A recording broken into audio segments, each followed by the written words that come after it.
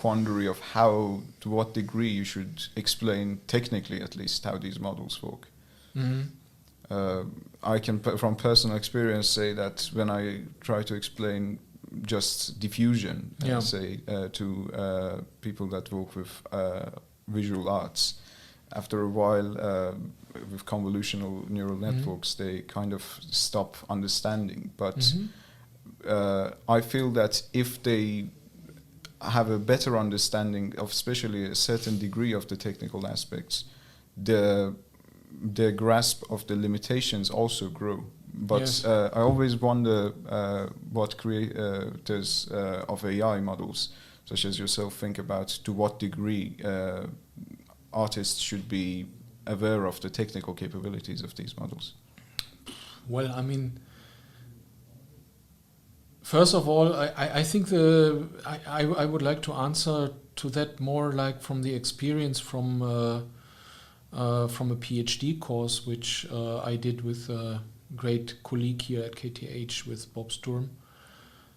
So which was about the basically artificial intelligence and creativity, a course about that, PhD course. And I mean, in that course we had a variety of people, many of them having no engineering background, musicologists, designers, musicians,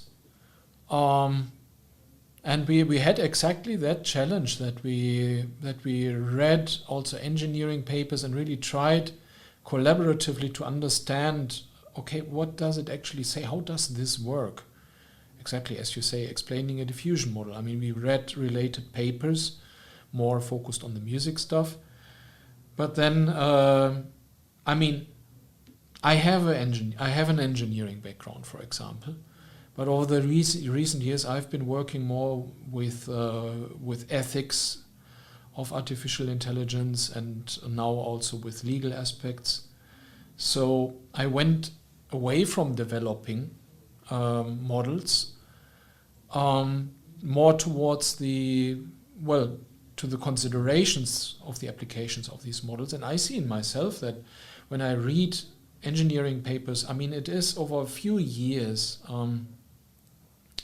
many layers of knowledge have built on top of each other with deep learning.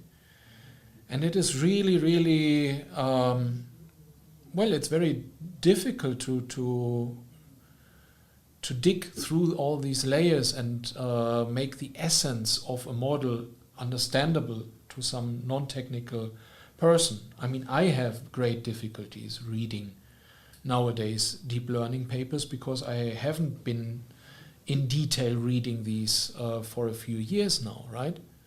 So it's really a hard job to do that, but I think it's really important, and it is possible, right? I mean, you don't need to exactly understand how the convolutional layers or whatever kind of structures really work in great detail. But to some extent, what are the advantages and disadvantages and problems of some basic structures and how they are combined?